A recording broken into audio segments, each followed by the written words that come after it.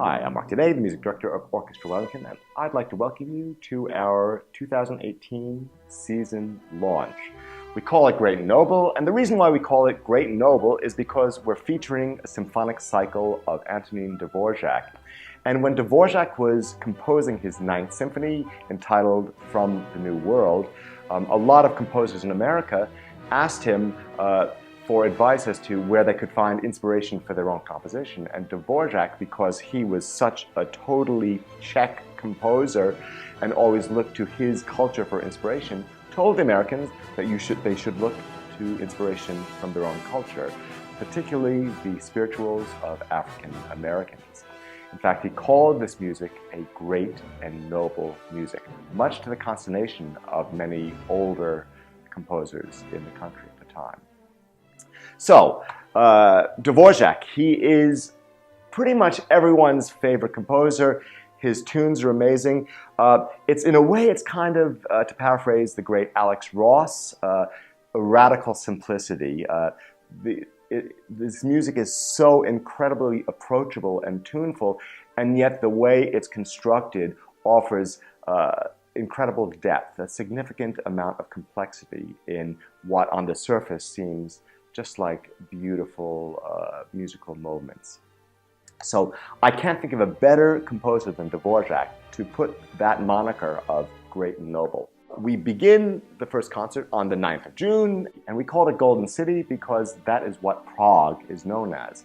And the first work we're going to be doing is Mozart's 38th Symphony, which he subtitled Prague. He wrote this symphony for the people of Prague because he had many notable successes. Of course, the symphony is one of them, but most importantly, his great opera, Don Giovanni. We then feature Orchestra Wellington's fabulous concertmaster, Amalia Hall, in Bartók's Second Violin Concerto, which was written in 1920. Much like Dvorak, Bartók also looked to his own culture for musical inspiration, and the Second Violin Concerto is jam-packed with the music of Hungarian folk music. So it is just an absolute joy from start to finish. And Amalia Hall, as you can imagine, is just going to do a great job. She is currently ripping it up internationally. She just got back from South Africa, where she did a concert tour there. She's working in the States, in Europe, winning competition after competition. I can't believe how fortunate we are in Wellington to have her as our leader and also as our soloist. Now, our second concert begins on the 7th of July, and we call it The Prophecy. We call it The Prophecy because the concert begins with one of Dvorak's compatriots, Leos Janáček. Now, Leos Janáček was younger than Dvorak, but they were friends, and Janáček certainly looked to Dvorak for inspiration and guidance. The work that we're going to be performing is based on Gogol's story Taras Bulba, and the work was written in 1918 by Janáček, also entitled Taras Bulba.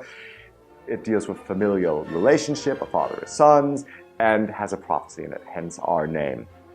We then move on 20 years into the future, 1938, and we're going to perform a great and yet rarely performed piano concerto by Benjamin Britten. It's one of my favorite works of the 20th century, and to perform it we have one of New Zealand's finest piano virtuosos, Jean Liu, who I'm sure you'll remember from his performance of the Grieg earlier in 2017, and a few years back he did Ravel's G major concerto absolutely exquisitely, so we're in for a treat there. Finally, we move on to Dvorak's Sixth Symphony, which has a little bit more drama around the sunny optimism. On the 11th of August, we go to a performance that we entitle London Symphony. Now, we call it the London Symphony because we're performing Dvorak's Seventh Symphony, and this work was commissioned by the London Symphony Orchestra. Dvorak was very, very popular in London at the time. In fact, of course, he's popular everywhere. We begin the concert with a commission by one of our composers in residence. His name is Gao Ping.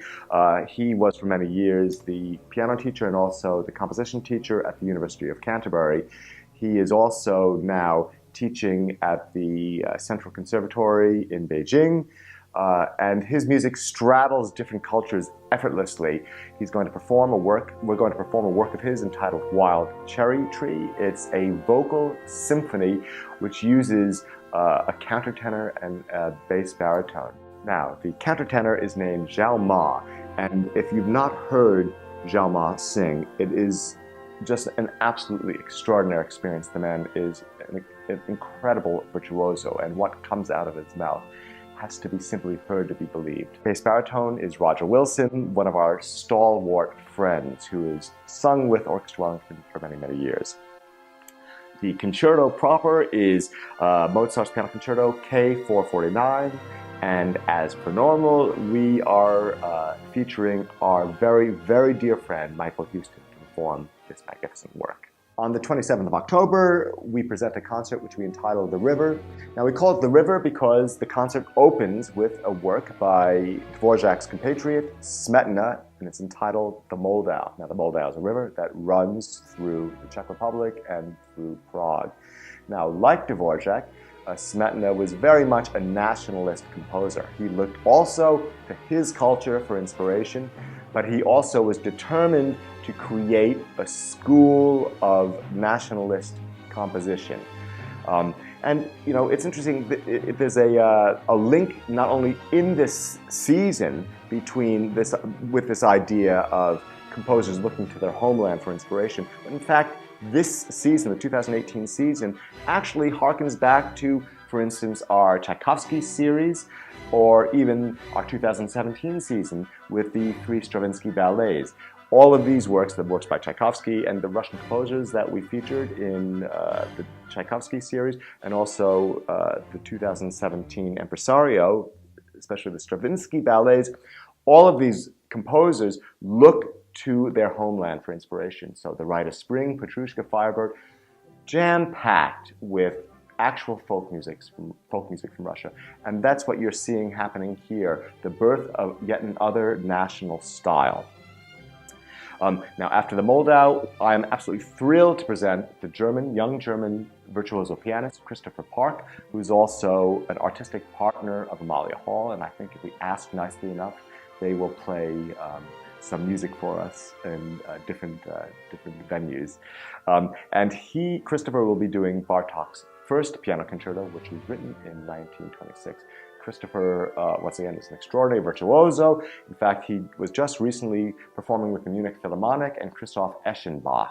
So he is a top-line young talent that I'm sure you'll enjoy. It's Dvorak 8, man. If you don't like Dvorak 8, you just don't like music. End of story. On the 1st of December, we feature our final Dvorak symphony, and we call this concert, for obvious reasons, New World, because Dvorak 9, which was written between 1892 and 1894, was written in the New World. And while it really sounds more Czech than it does American, the second movement has a tune which is entirely of Dvorak's invention, but it has been appropriated by African Americans as a kind of neo-spiritual kind of feel, and it's been words have been put to it, and it's called "Coming Home." It's one of the great melodies of the 19th century. We begin the concert with Mozart's overture to Don Giovanni. I mentioned earlier that Don Giovanni was Mozart's great operatic success in Prague, so I thought it was fitting that we began the season with a work by Mozart associated with Prague, and we finish the season with a work associated with Prague by Mozart. What I'm really excited about with Don Giovanni is not only is it a great overture, but in the opera, the overture leads directly into the action of the opera. So what we're doing is taking, having an ending that was composed by Busoni, which adds a bit of the final scene to complete this overture. So it's really exciting for me. The concerto is yet another commission, a world premiere, our second world premiere of the year, by another one of our composers in residence, Michael Norris. And it is a violin concerto, and once again, our soloist is the magnificent Amalia Hall. Michael Norris is one of the most intelligent voices on the music scene in New Zealand, and I'm sure many of you who are watching this video have enjoyed the pre-concert talks that Michael and I have been presenting throughout the past season.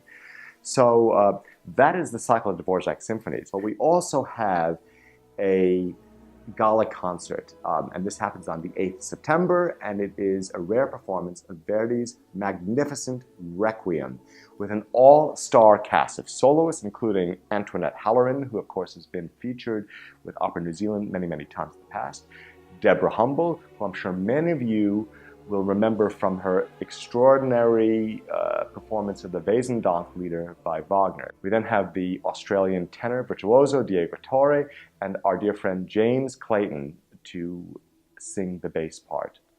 But last but not least, we also partner with probably our closest and most dear friends in the music industry, the Orpheus Choir. Orchestras don't exist in a vacuum.